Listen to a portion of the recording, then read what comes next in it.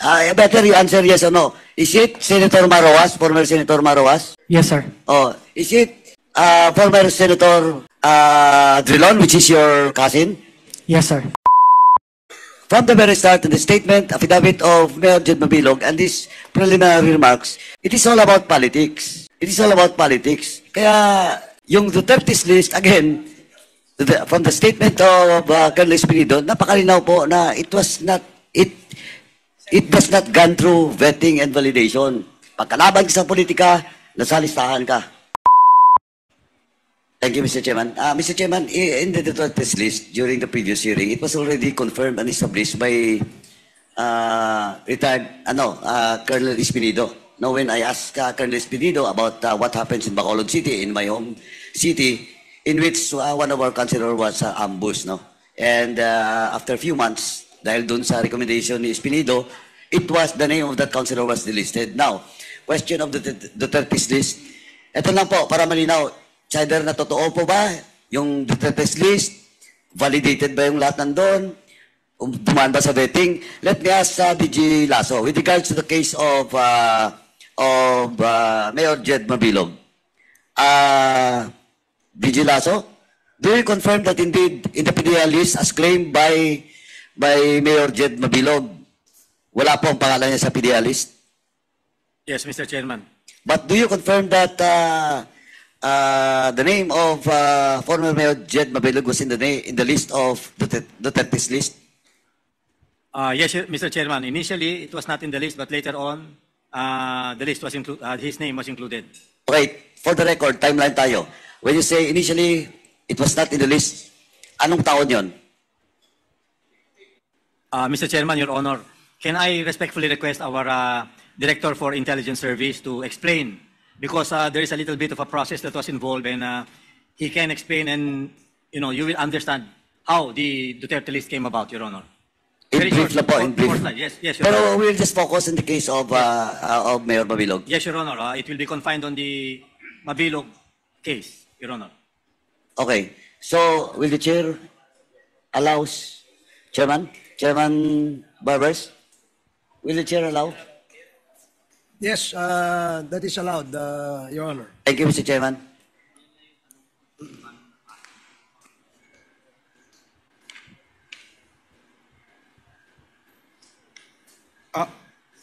Mr. Chair, Your Honor, sir, I think I have a 2 slides presentation for this, if you would allow. Gaano katagal yan? Baka matagal, 2 ubusin yung slides. time ko. That is already the slide, sir. So I will, actually, sir, I can go directly to the August 7. And on August 7, 2016, this is the same presentation that was earlier shown by Mayor Mabilog, and it can be played, please.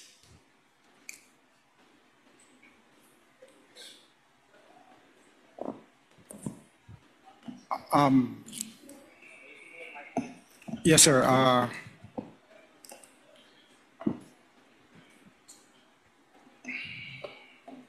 Julius Ronald Pacificador, Amtek Antique, Jed Mabilog, I think is the mayor, Iloilo City, Alfredo Salangotin Beta, Carles Iloilo, Marciano Malones, Okay, Maasin Iloilo.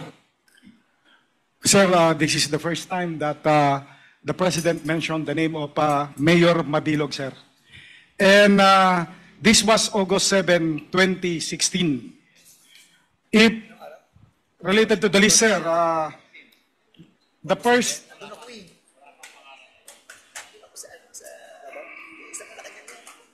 list, sir, actually was obtained by PIDEA on August 20 to 21, sir. And it contains 3,363 personalities. That is the first list. You're talking about the PRR list, huh? Yes, sir. It is officially called President's Drug List in paper, but then it became popularly known to be PRRD list. Please proceed. And only on, let me just mention first that the second list that you mentioned, sir, was obtained from from the Office of the President, dated August 29, 2017. This was merged with the first list, and the number is 6,191. It was only on October 19, 2017, when the names mentioned earlier by the President, these were 159, including the name of Mayor Mabilog, but the rest were already earlier included. So it only 30 that was not yet included in the earlier list that were added. And that's why the number is from the second list of 6,191, it became 6,221. Next. Mr. Chair. Before we proceed with Mr. that, Chair, Mr. Chair, Chairman, Mr. Chair, can the PIDEA submit to us this list? Okay, let me again remind the members that the topic for today's committee hearing is on POGOs. And if you would like to discuss and deliberate issues pertaining to drugs and EJK, then we will have to schedule it for the next committee hearing. However, we only allowed PIDEA and former Mayor Jed Mabilog to discuss only for briefly the issues related to extrajudicial killings and others. So, if we can just probably ask PIDEA to submit to the committee the presentation you just made, so that in the next committee hearing of the Quad Committee, we will include that in the deliberations. So I hope the honorable members are well informed on that particular manifestation by the chair. So Congressman Acop. With the indulgence of the Honorable Paduano, yes, one Chair. clarificatory question. PIDEA, noong in-announce ni former President Duterte yung pangalan ni Mayor Mabilog, wala pa siya sa listahan. None yet, sir. So nung pagka-announce, saka lang nailagay yung pangalan ni Mayor Mabilog. Yes, Tama? sir. Long after. Long after, Yes, okay. Thank you, Mr. Chair. Thank you, Honorable Paduano. thank you, Mr. Chairman. Mr. Chairman, can I proceed? Proceed. Thank you. So yung PIDEA, at least na-establish na the name of Mayor Mabilog was not listed in the original list. Yes, sir. Okay. No. It was only listed to the question of Congressman Acop that after, long after. Kasi 2016, yung statement of the former president, October 2017. Correct, sir. Na ilagay. And kasama doon yung mga, sabi mo, kasama doon yung mga additional 30 names. Yes, sir. Okay. So it was already established. Now, going back to, so do you confirm now that Mayor Mabilog name is not listed in the official, vetted, validated list of the PIDEA? Let me explain, sir. After that pronouncement, sir, that would automatically trigger the law enforcement to conduct validation, sir. And so there were reports already after that. By 2018, sir, we were receiving reports, although I am not saying that this actually confirms. These are reports, sir, about Mayor Mabilog, not necessarily confirming. But direct na lang po, diretsong pagkatanong, diretsong pagkasagot. Is the name of Mayor Mabilog was officially in the list? Kahit anong taon, in the list of the PIDEA? Yes, now, sir. Now, Yes, sir. when was that? Now? After, because we now have Hindi, the... ganito na lang po, para hindi tayo para mabilis. Please submit na lang to this committee. Kasi gusto ko makita yung timeline. Ngayon, established na po na in the first list of PRD's list, wala po. Diba? Then, October 17, saka po, inilagay yung pangalan ni Mayor Mabilog. Yes, sir. And, balikan ko lang po, the statement, again, Mr. Chairman, I would just like to manifest the statement that was confirmed by Colonel Espinido during the previous hearing na lahat po ng pangalan na inilagay doon sa PRD's list, hindi po validated, hindi po dumaan sa vetting because in the case of former Councilor Canutan, which was ambushed, and after few months, through the recommendation of Colonel Espinido, tinanggal po, pero naambus na po yung councilor namin sa Bacolod City. Yun po ang statement coming from Colonel Espinido because, yun po, he has direct knowledge because he is the one that recommends to delist the name of former Councilor Canotan. Yun po established.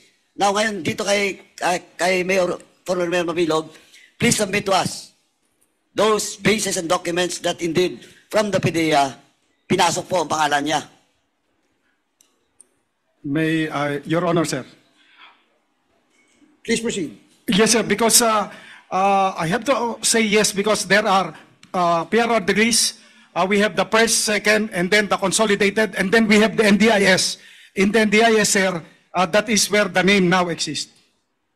But in the DIS, it is the official document or list from the PDEA. Tama? Yes, sir. Pero ipinasok nyo ang pangalan pero hindi pa validated yon.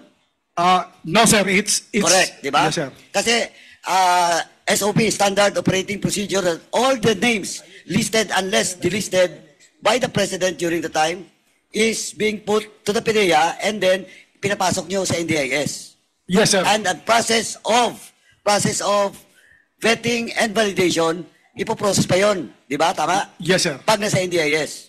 Tama? Yes, sir. So, ngayon, it only concludes that all names in the PDEA na galing doon sa PRR list is not yet validated. Tama? Process of validation dapat. Sir, at some point in 2019, the remedy was approved, so that was validated already. The remedy, meaning this was already approved. The guidelines was approved by the Malacanang, so it became now the official validated list, sir. It's Malacanang during the time of PRRD. yes, sir. Okay, but now, We have already submitted that this be deactivated because this was created by Malacanang, so we have to also seek their approval, sir. It's Now- been submitted. now of the DILG. Yes, sir. Chair Okay, by the sige, DILG, at least malinaw. Anyway, Mr. Chairman, let me proceed with the next question to Mayor Mabilog. Mayor Mabilog, as you mentioned in your affidavit and that's asked by the members of this committee, sabi mo po, tinawagan ka po, you talk to General Bato. And 10 to 15 minutes after, tumawag po yung isang general na hindi mo po ngayon mapangalanan, but you will name that general during the executive session. Now, question, bakit mas naniwala ka sa tumawag sa iyo na general kaysa assurance na binigay sa iyo ni General Bato de la Rosa at the time? Because any shade of doubt should be considered seriously. At saka alam ko, sir, na alam ng general na yon na pinapabalik ako ng Chief PNP. So I really didn't take the chance no more, Your Honor. Ano po, tanong po, ganito. Kasi, of course, maniwala ka lang kung kilala mo, kung malapit sa'yo, kung you have acquaintances in the past, no? And in your affidavit, you also mentioned about texting your wife, no? Na huwag pumunta sa krame. Is it the same person? No, it's different, sir. Different. Different. So, yung nag-text sa wife ko ay asawa po ng isang PNP colonel. Tapos yung nakausap ko ay yung colonel. Tapos yung this is a different person from the general who called me. So, the general who called you, kilala mo talaga. That's why you believe in his warning compared to the assurance given to you by General Bato de la Rosa. I believe in the credibility of that general. Okay, who at called me, least sir. it was a service. And the wife of that certain colonel, close ba sila ng wife mo? Magkakilala? May kwenta siya? Magkakilala siguro, sir, because but I don't know how close they are. Okay, anyway. Now, you mentioned about if you went to Camp Crame, dalawang pwedeng mangyari. Based on the accounts in your affidavit, anyways, you were told na you will pinpoint a certain former senator and a certain presidential. Can you mention again the name of that senator and that presidential? Your Honor, if you would allow me, I can write their names also. Your Okay. Honor. So you cannot mention now, Mayor? If I ask you, better you answer yes or no. Is it Senator Maroas, former Senator Maroas? Yes, sir. Oh, is it former Senator Drilon, which is your cousin? Yes, sir. Oh, ayun. So, Mr. Chairman, kaya ko tinanong yun kasi from the very start, in the statement, affidavit of Mayor Jed Mabilog, and these preliminary remarks, it is all about politics. It is all about politics. Kaya, yung Duterte's list, again, from the statement of Colonel Espinido, napakalinaw po na it does not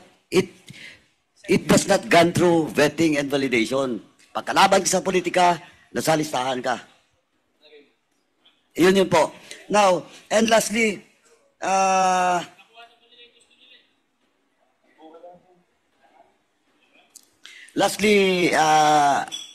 question of, ano ba yung in the US, when you applied for asylum, political asylum ba yun? Yes, Your Honor. So you were granted after 15 months, Your Honor. 15 months. That was when? March March what year? of 2019, Your Honor. 2019. Of course, if you were granted political asylum in the US, they have the basis for granting you political asylum. Yes, Your Honor. And what is the basis? In jest lang po. They just gave the approval, Your Honor, that the political asylum has been granted. In your request or application, ano pong jest lang po, ano pong nakalagay doon? Why should the US government grant you that political asylum being requested by you? Threat of life because of the